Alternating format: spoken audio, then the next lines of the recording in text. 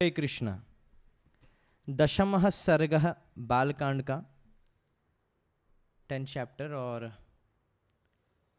अभी तक जो लीला हुई है जिसमें रामायण का आगमन वाल्मीकि जी ने कैसे 24,000 श्लोकों का वर्णन किया और विस्तार रूप में श्री राम का चरित्र प्रकट किया और इसका प्रचार प्रसार करने के लिए स्वयं राम जी के पुत्रों को चुना, कुश और लव, और उन्होंने अयोध्या की भरी सभा में इस रामायण को गाया। तो रामायण के इस दशम सर्ग में इसके पहले जो जहाँ पे रोमपाद राजा के नगर में कई सालों से कुछ अपराधों के कारण वर्षा नहीं हुई थी, तभी ऋषि श्रृंगी को वहाँ पे बुलाया गया था। और ऋषि श्रृंगी का जो विवाह है दशरथ की पुत्री शांता से, जो कि रोमपाद राजा ने उनको दत्तक लिया था, अडॉप्ट किया था। सुमंत्र ने, जो मंत्री हैं दशरथ के, उन्होंने सुझाव दिया दशरथ को कि यही ऋषि श्रृंगी को चुनना चाहिए राजस्व यज्ञ के लिए। और राजस्व यज्ञ क्यों करना है? क्योंकि दशरथ पुत्र की कामना कर रहे हैं और इस हेतु राजस्व यज्ञ करना चाहते हैं। उसके लिए उन्होंने चुना ऋषि श्रृंगी को। तो यहाँ पे ऋषि श्रृंगी की कथा, क्योंकि राजा दशरथ पूछते हैं कि कैसे जो ऋषि श्रृंगी जिसने कभी भी स्त्री का दर्शन नहीं किया है, सदैव वन में वास करते थे, अपने पिता के अधीन में थे, तो कैसे वह रोमपाद राजा ने उनको अपने राज्य में बुलाया, कई वैश्याओं की मदद लेकर बुलाया। तो इसके बारे में जिज्ञासा की है, तो यह लीला इस अध्याय में पाई जाएगी। तो यह अध्याय अंग देश में ऋष्यशृंग के आने तथा शांता के साथ विवाह होने के प्रसंग का कुछ विस्तार के साथ वर्णन। राजा की आज्ञा पाकर उस समय सुमंत्र ने इस प्रकार कहना आरंभ किया। राजन, रोमपाद के मंत्रियों ने ऋष्यशृंग को वहाँ जिस प्रकार और जिस उपाय से बुलाया था वह सब मैं बता रहा हूँ। आप मंत्रियों सहित मेरी बात सुनिए। उस समय अमात्यों सहित पुरोहित ने राजा रोमपाद से कहा, महाराज, हम लोगों ने एक उपाय सोचा है जिसे काम में लाने से किसी भी विघ्न बाधा के आने की संभावना नहीं है। ऋष्यशृंग मुनि सदा वन में ही रहकर तपस्या और स्वाध्याय में लगे रहते हैं। वे स्त्रियों को पहचानते तक नहीं हैं और विषयों के सुख से भी सर्वथा अनभिज्ञ हैं। हम मनुष्यों के चित्त को मथ डालने वाले मनोवांछित विषयों का प्रलोभन देकर उन्हें अपने नगर में ले आएंगे। अतः इसके लिए शीघ्र प्रयत्न किया जाए। यदि सुंदर आभूषणों से विभूषित मनोहर रूप वाली वैश्याएं वहां जाए तो वे भांति भांति के उपायों से उन्हें लुभाकर इस नगर में ले आएंगी। अतः इन्हें सत्कार पूर्वक भेजना चाहिए। तो प्रोस्टिट्यूट्स का प्रयोग करते हैं अथवा वैश्याओं का प्रयोग करते हैं। तो यह सुनकर दशरथ राजा ने या रोमपाद राजा ने पुरोहित को उत्तर दिया, बहुत अच्छा, आप लोग ऐसा ही करें। आज्ञा पाकर पुरोहित और मंत्रियों ने उस समय वैसी ही व्यवस्था की। तब नगर की मुख्य वैश्याएं राजा का आदेश सुनकर उस महान वन में गई और मुनि के आश्रम से थोड़ी ही दूर पर ठहरकर उनके दर्शन का उद्योग करने लगी। मुनि कुमार ऋष्यशृंग बड़े ही धीर स्वभाव के थे, सदा आश्रम में ही रहा करते थे। उन्हें सर्वदा अपने पिता के पास रहने में ही अधिक सुख मिलता था। अतः वे कभी आश्रम के बाहर नहीं निकलते थे। उन तपस्वी ऋषि कुमार ने जन्म से लेकर उस समय तक पहले कभी न तो कोई स्त्री देखी थी और न पिता के सिवा दूसरे किसी पुरुष का ही दर्शन किया था। नगर या राष्ट्र के गांवों में उत्पन्न हुए दूसरे दूसरे प्राणियों को भी वे नहीं देख पाए थे। तदनंतर एक दिन विभांडक कुमार ऋष्यशृंग अकस्मात घूमते फिरते उस स्थान पर चले आए जहां वे वेश्याएं ठहरी हुई थी। वहां उन्होंने उन सुंदरी वनिताओं को देखा। उन प्रमदाओं का वेश बड़ा ही सुंदर और अद्भुत था।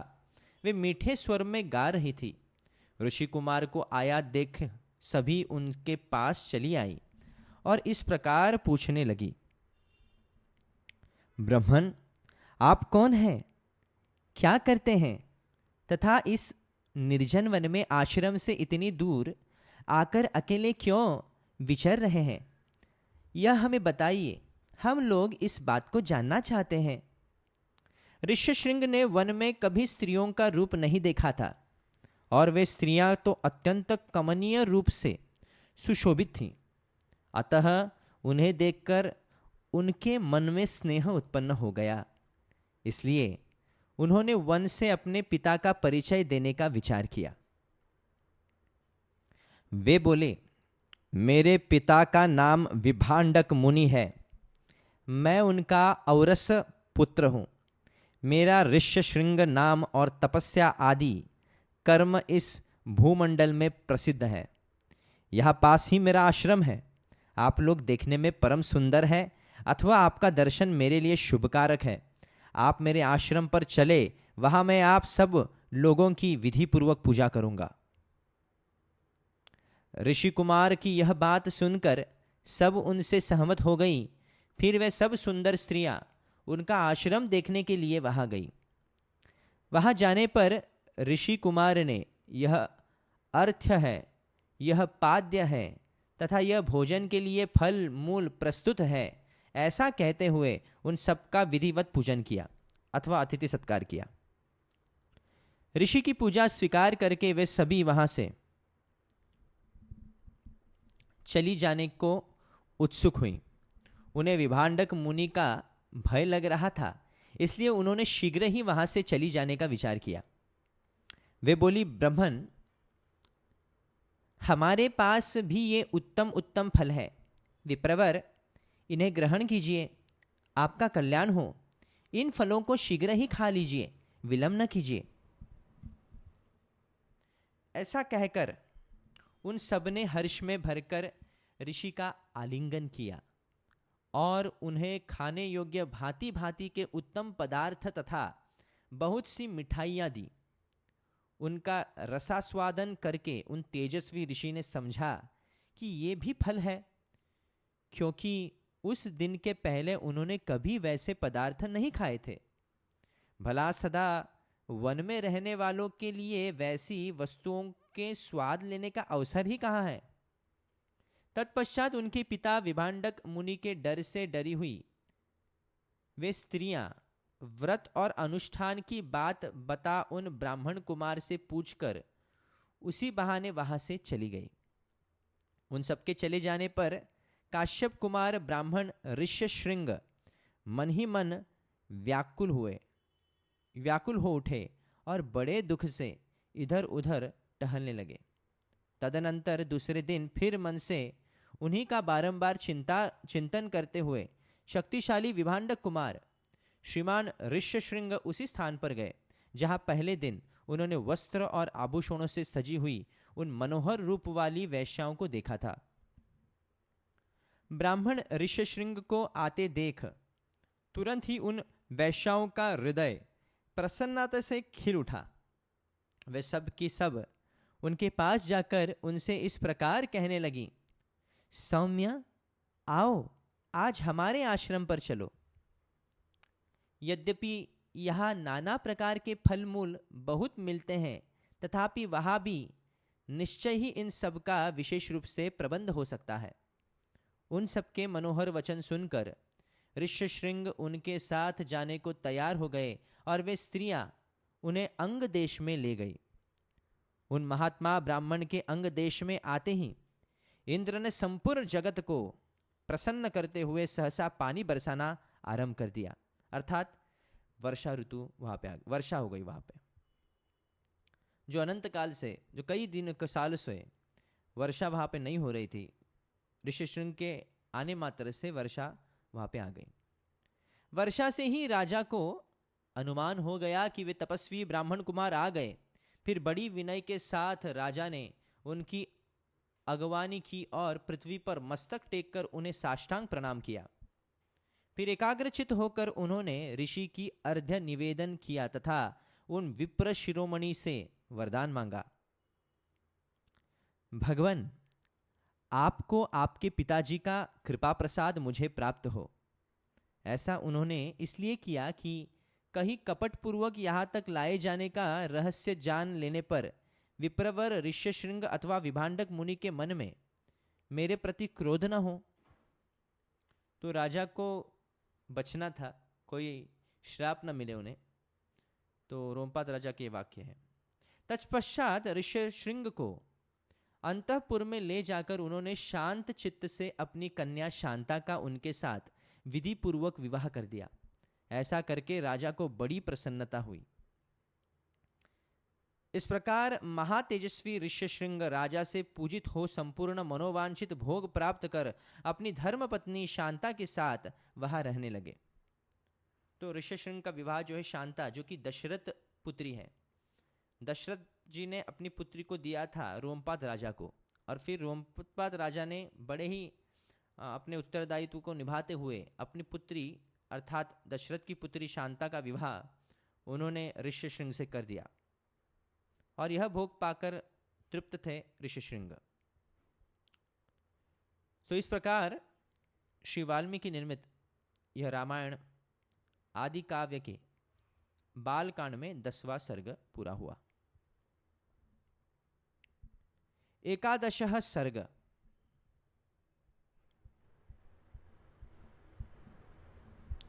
सुमंत्र के कहने से राजा दशरथ का सपरिवार अंग राजा के यहाँ जाकर वहाँ से शांता और ऋष्यशृंग को अपने घर ले आना। तो यह अध्याय है, 11वां अध्याय। तदनंतर सुमंत्र ने फिर कहा, राजेंद्र, आप पुनः मुझसे अपने हित की वह बात सुनिए जिसे देवताओं में श्रेष्ठ बुद्धिमान सनत कुमार जी ने ऋषियों को सुनाया था। तो यह वृत्तांत जो है सनत कुमार ने ऋषियों को सुनाया था, जो फिर से दोहरा रहे हैं, और दशरथ राजा के समक्ष सुमंत्र ये बात को रख रहे हैं। उन्होंने कहा था, इक्ष्वाकु वंश में दशरथ नाम से प्रसिद्ध एक परम धार्मिक सत्य प्रतिज्ञ राजा होंगे। तो ये कुमारों का वर्णन है, 4 कुमारों का। उनकी अंग राजा के साथ मित्रता होगी। दशरथ के एक परम सौभाग्यशालिनी कन्या होगी जिसका नाम होगा शांता। अंग देश के राजकुमार का नाम होगा रोमपाद। महायशस्वी राजा दशरथ उनके पास जाएंगे और कहेंगे, धर्मात्मन, मैं संतानहीन हूँ, यदि आप आज्ञा दें तो शांता के पति ऋष्यशृंग मुनि चलकर मेरा यज्ञ करा दे। इससे मुझे पुत्र की प्राप्ति होगी और मेरे वंश की रक्षा हो जाएगी। तो राजा की यह बात सुनकर मन ही मन उस पर विचार करके मनस्वी राजा रोमपाद शांता के पुत्रवान पति को उनके साथ भेज देंगे। ब्राह्मण ऋष्यशृंग को पाकर राजा दशरथ की सारी चिंता दूर हो जाएगी और वे प्रसन्नचित होकर उस यज्ञ का अनुष्ठान करेंगे।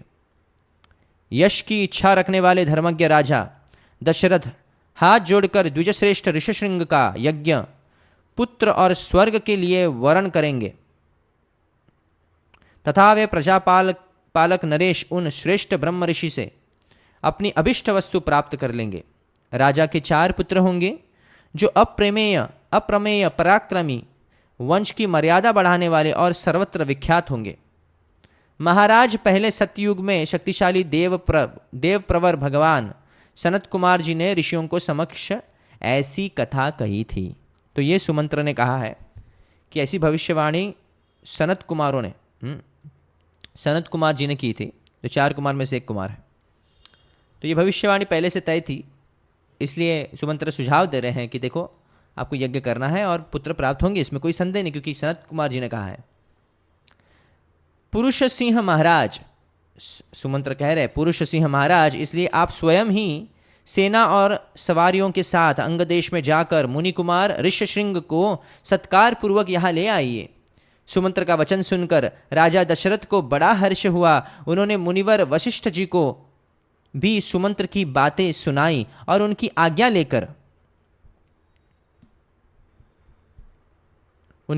लेकर रनिवास की रानियों तथा मंत्रियों के साथ अंग देश के लिए प्रस्थान किया, जहां विप्रवर ऋष्यशृंग निवास करते थे। मार्ग में अनेकानेक वनों और नदियों को पार करके वे धीरे धीरे उस देश में जा पहुंचे जहां मुनिवर ऋष्यशृंग विराजमान थे। वहां पहुंचने पर उन्हें द्विजश्रेष्ठ ऋष्यशृंग रोमपाद के पास ही बैठे दिखाई दिए। वे ऋषि कुमार प्रज्वलित अग्नि के समान तेजस्वी जान पड़ते थे। तदनंतर राजा रोमपाद ने मित्रता के नाते अत्यंत प्रसन्न हृदय से महाराज दशरथ का शास्त्रोक्त विधि के अनुसार विशेष रूप से पूजन किया अथवा अतिथि सत्कार किया और बुद्धिमान ऋषि कुमार ऋष्यशृंग को राजा दशरथ के साथ अपनी मित्रता की बात बताई। उस पर उन्होंने भी राजा का सम्मान किया। इस प्रकार भली भांति आदर सत्कार पाकर नरश्रेष्ठ राजा दशरथ रोमपाद के साथ वहां 7-8 दिनों तक रहे। इसके बाद वे अंगराज से बोले, प्रजापालक नरेश, तुम्हारी पुत्री शांता अपने पति के साथ मेरे नगर में पदार्पण करे, क्योंकि वहां एक महान आवश्यक कार्य उपस्थित हुआ है। राजा रोमपाद ने बहुत अच्छा कहकर उन बुद्धिमान महर्षि का जाना स्वीकार कर लिया और ऋष्यशृंग से कहा, विप्रवर, आप शांता के साथ महाराज दशरथ के वहां जाइए।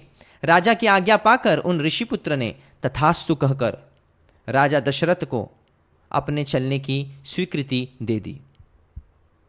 राजा रोमपाद की अनुमति ले ऋष्यशृंग ने पत्नी के साथ वहां से प्रस्थान किया। उस समय शक्तिशाली राजा रोमपाद और दशरथ ने एक दूसरे को हाथ जोड़कर स्नेहपूर्वक छाती से लगाया तथा अभिनंदन किया। फिर मित्र से विदा ले रघुकुल नंदन दशरथ वहां से प्रस्थित हुए। उन्होंने पूर्ववासियों के पास अपने शीघ्रगामी दूत भेजे और कहलाया कि समस्त नगर को शीघ्र ही सुसज्जित किया जाए, सर्वत्र धूप की सुगंध फैले, नगर की सड़कों को झाड़ बुहार कर उन पर पानी का छिड़काव कर दिया जाए तथा सारा नगर ध्वजा पताकाओं से अलंकृत हो। तो ये दशरथ महाराज आदेश देते हैं। वहाँ चलने से वहाँ पहुँचने से पहले, उनके राज्य में पहुँचने से पहले ही उनका अच्छी तरह से स्वागत हो। तो जो ऋषिशृंग और शांता भी उनके साथ जा रहे हैं। राजा का आगमन सुनकर पूर्ववासी बड़े प्रसन्न हुए। महाराज ने उनके लिए जो संदेश भेजा था उसका उन्होंने उस समय पूर्ण रूप से पालन किया। तदनंतर राजा दशरथ ने शंख और दुंदुभी आदि वाद्यों की ध्वनि के साथ विप्रवर ऋष्यशृंग को आगे करके अपने सजे सजाए नगर में प्रवेश किया। उन द्विज कुमार का दर्शन करके सभी नगरवासी बहुत प्रसन्न हुए। उन्होंने इंद्र के समान पराक्रमी नरेंद्र दशरथ के साथ पुरी में, यानी उनका जो स्थान है, जो पुरी है, दशरथ का जो स्थान है अयोध्यापुरी, तो पुरी में प्रवेश करते हुए ऋष्यशृंग को उसी प्रकार सत्कार किया जैसे देवताओं ने स्वर्ग में सहस्त्राक्ष इंद्र के साथ प्रवेश करते हुए कश्यप नंदन वामन जी का समादर किया था। तो एकदम स्वर्गीय स्वागत हुआ। ऋषि की अनंतपुर में ले जाकर राजा ने शास्त्र विधि के अनुसार उनका पूजन किया, आतिथ्य सत्कार किया और उनके निकट आ जाने से अपने को कृत्य माना। विशाल लोचना शांता को इस प्रकार अपने पति के साथ उपस्थित देख अंतपुर की सभी रानियों को बड़ी प्रसन्नता हुई। वे आनंद मग्न हो गई। शांता भी उन रानियों से तथा विशेषतः महाराज दशरथ के द्वारा आदर सत्कार पाकर वहां कुछ काल तक अपने पति विप्रवर ऋषिशृंग के साथ बड़े सुख से रही।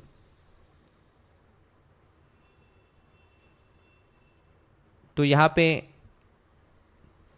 There is some extra information कि शांता जो है राजा दशरथ एवं कौशल्या की औरस पुत्री है।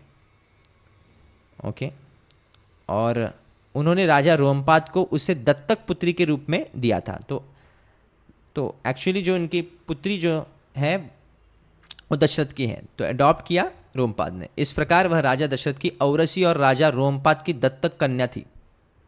तो ये विष्णु पुराण में इसका वर्णन है। तो इस प्रकार श्री वाल्मीकि निर्मित यह रामायण आदि काव्य के बालकांड में 11वां सर्ग पूरा हुआ। 12वां सर्ग 12th चैप्टर का नाम है राजा का ऋषियों से यज्ञ कराने के लिए प्रस्ताव। ऋषियों का राजा को और राजा का मंत्रियों को यज्ञ की आवश्यक तैयारी करने के लिए आदेश देना। तदनंतर बहुत समय बीत जाने के पश्चात कोई परम मनोहर दोष रहित समय प्राप्त हुआ, यानी मुहूर्त देखा गया। उस समय वसंत ऋतु का आरंभ हुआ था। राजा दशरथ ने उसी शुभ समय में यज्ञ आरंभ करने का विचार किया।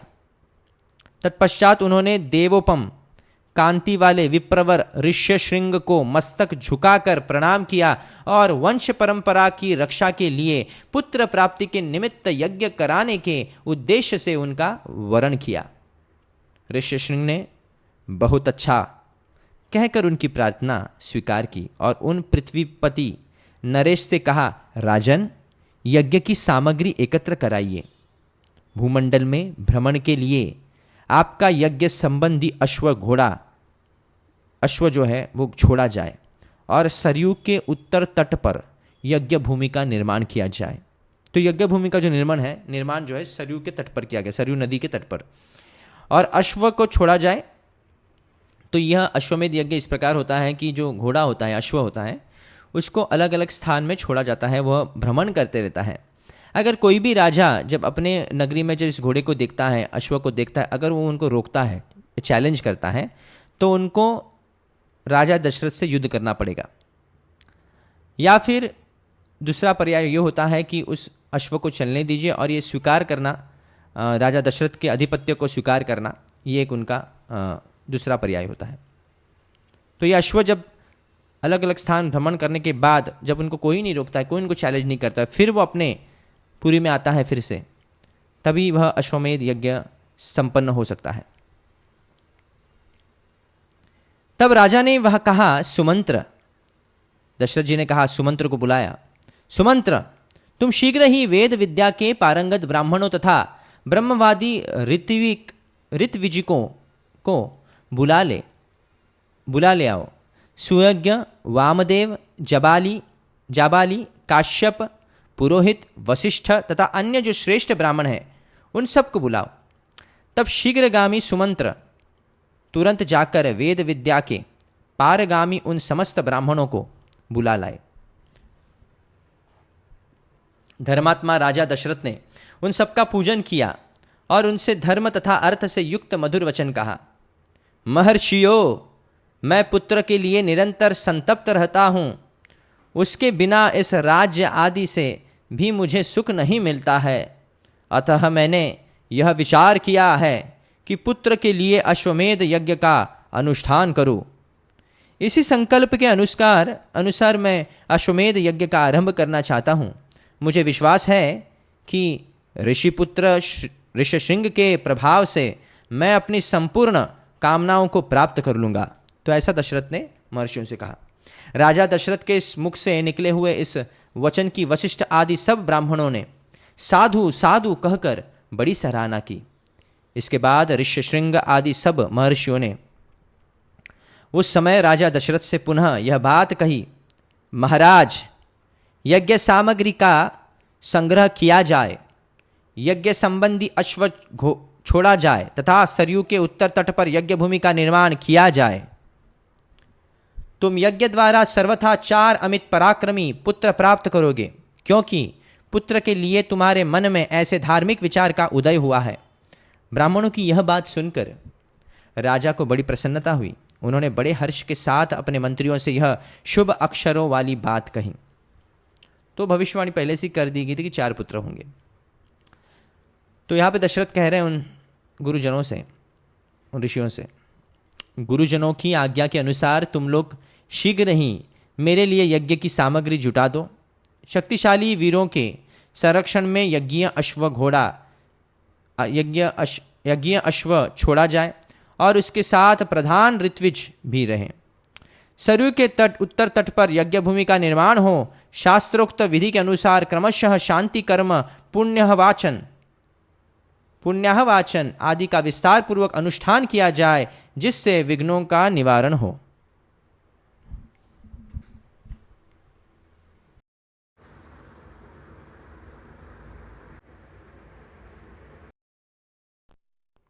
तो विघ्नों का निवारण करने के लिए कहा गया है, क्योंकि विघ्नों का अगर निवारण नहीं होता है तो इसमें बहुत दिक्कत हो सकती है और यज्ञ संपन्न नहीं होता है उससे। तो यदि श्रेष्ठ यज्ञ में कष्टप्रद अपराध बन जाने का भय न हो तो सभी राजा इसका संपादन कर सकते हैं, परंतु ऐसा होना कठिन है, क्योंकि वे विद्वान ब्रह्म राक्षस यज्ञ में विघ्न डालने के लिए छिद्र ढूंढा करते हैं। विधिहीन यज्ञ का अनुष्ठान करने वाला यजमान तत्काल नष्ट हो जाता है। तो कोई भी यज्ञ में त्रुटि ढूंढते हैं, कौन? ब्रह्म राक्षस। और ये कोई साधारण नहीं होते, ब्रह्म राक्षस बहुत ही शक्तिशाली होते हैं। तो जैसे ही कोई इसमें छिद्र ढूंढते हैं कोई यज्ञ में, तो उसमें विघ्न डालते हैं। तो ऐसे में यज्ञ संपन्न नहीं हो सकता, और तथा जो यजमान होता है, जो करने वाला है, उस अनुष्ठान करने वाला जो है, वो नष्ट हो सकता है इससे। इसलिए बहुत ही सतर्कता से यज्ञ को संपन्न किया जाता है। अतः राजा कहते हैं, दशरथ राजा कहते हैं, अतः मेरा यह यज्ञ जिस तरह विधि पूर्वक संपूर्ण हो सके वैसा उपाय किया जाए। तुम सब लोग ऐसे साधन प्रस्तुत करने में समर्थ हो। तब बहुत अच्छा कहकर सभी मंत्रियों ने राजेश्वर दशरथ के उस कथन का आदर किया और उनकी आज्ञा के अनुसार सारी व्यवस्था की। तत्पश्चात उन ब्राह्मणों ने भी धर्मज्ञ निपश्रेष्ठ दशरथ की प्रशंसा की और उनके आज्ञा पाकर सब जैसे आए थे वैसे ही फिर चले गए। तो ऋषियों और राजाओं ने उनका निर्देश स्वीकार, ये जितने भी यहाँ पे मंत्री थे उस दशरथ राजा का आदेश को स्वीकारा, और ब्राह्मणों ने भी सहमति दी और वहाँ से चले गए। इस प्रकार श्री वाल्मीकि निर्मित यह रामायण आदि काव्य के बालकांड में 12वां सर्ग पूरा हुआ।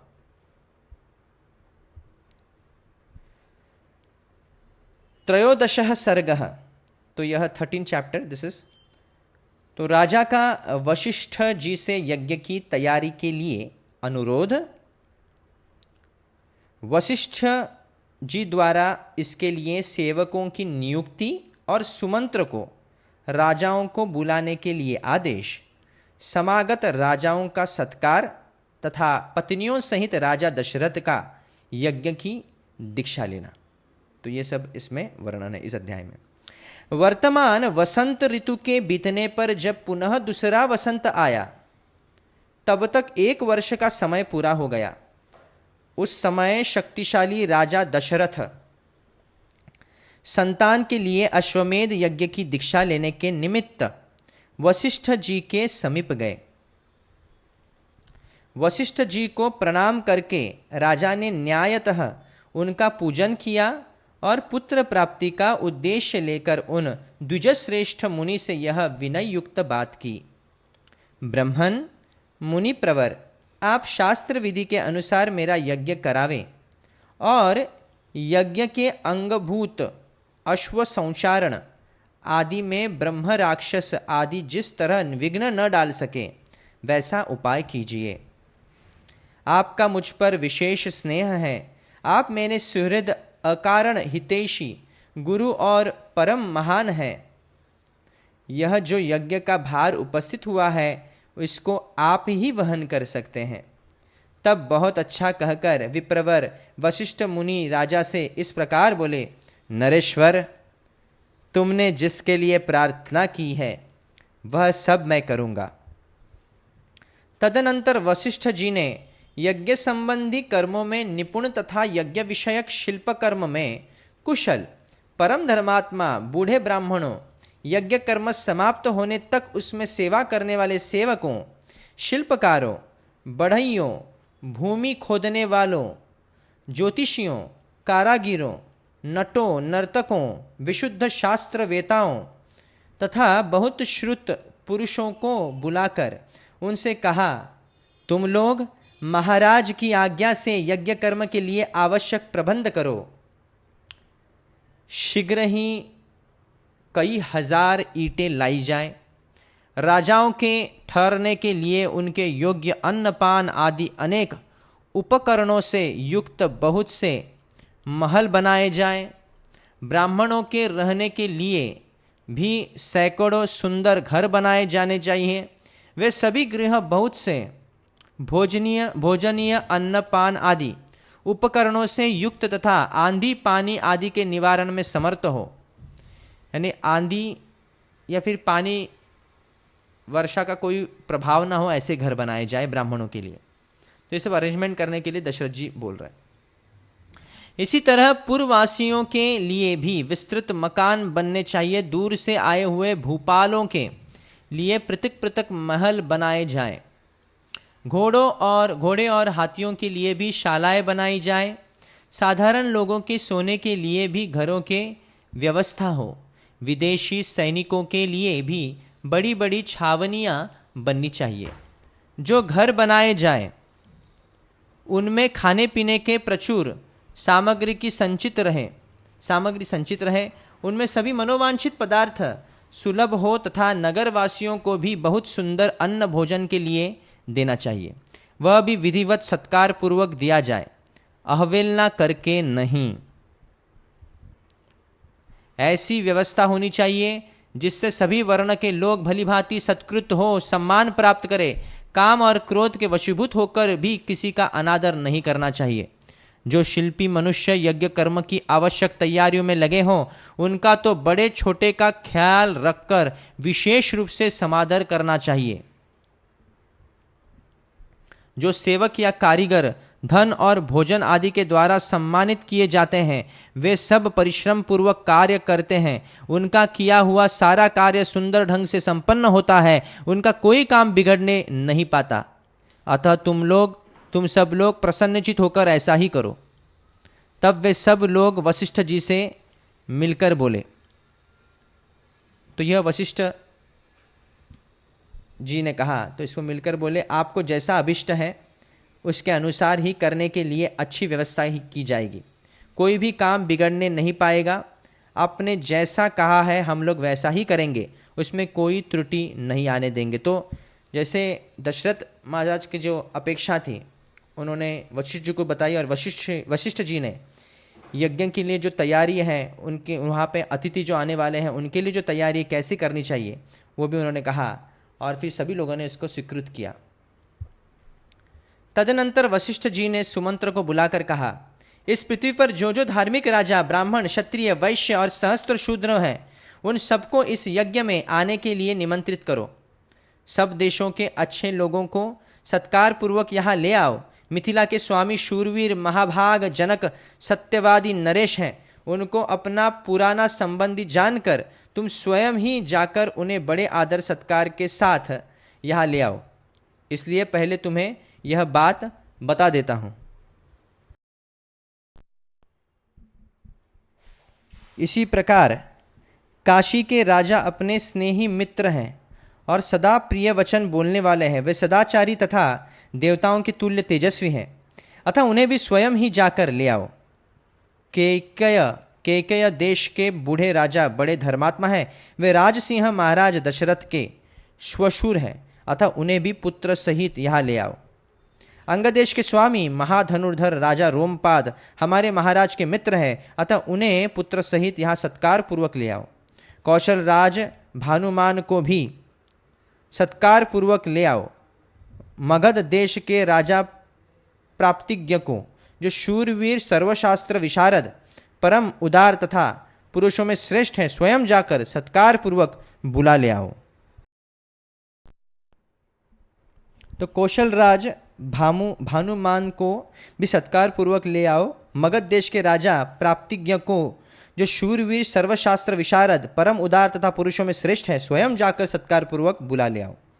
महाराज की आज्ञा लेकर तुम पूर्व देश के श्रेष्ठ नरेशों को तथा सौवीर एवं सुराष्ट्र देश के भूपालों को यहाँ आने के लिए निमंत्रण दो।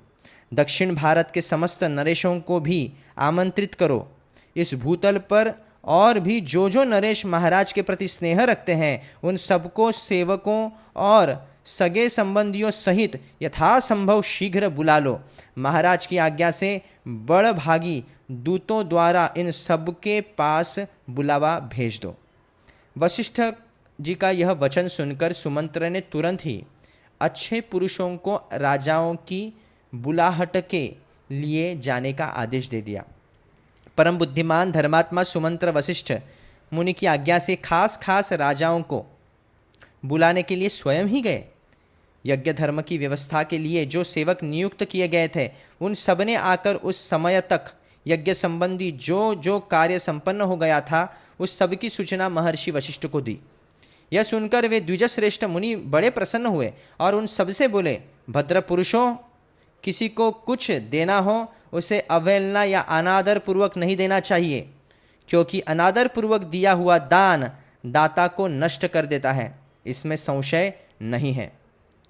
तदनंतर कुछ दिनों के बाद राजा लोग महाराज दशरथ के लिए बहुत से रत्नों की भेंट लेकर अयोध्या में आए। इससे वशिष्ठ जी को बड़ी प्रसन्नता हुई। उन्होंने राजा से कहा, पुरुष सिंह, तुम्हारी आज्ञा से राज लोग यहाँ आ गए। नृपश्रेष्ठ, मैंने भी यथा योग्य उन सबका सत्कार किया है। हमारी कार्यकर्ताओं ने पूर्णतः सावधान रहकर यज्ञ के लिए सारी तैयारी की है। अब तुम भी यज्ञ करने के लिए यज्ञ मंडप में समीप चलिए। राजेंद्र, यज्ञ मंडप में सब और सभी वांछनीय वस्तुएं एकत्र कर दी गई हैं। आप स्वयं चलकर देखें, यह मंडप इतना शीघ्र तैयार किया गया है मानो मन के संकल्प से ही बन गया हो। मुनिवर वशिष्ठ तथा ऋष्यशृंग दोनों के आदेश से शुभ नक्षत्र वाले दिन को राजा दशरथ यज्ञ के लिए राजभवन से निकले। तत्पश्चात वशिष्ठ आदि सभी श्रेष्ठ द्विजों ने यज्ञ मंडप में जाकर ऋष्यशृंग को आगे करके शास्त्रोक्त विधि के अनुसार यज्ञ कर्म का आरंभ किया। पत्नियों सहित श्रीमान अवध नरेश ने यज्ञ की दीक्षा ली। इस प्रकार श्री वाल्मीकि निर्मित आर्ष रामायण आदि काव्य के बालकांड में 13वां सर्ग पूरा हुआ।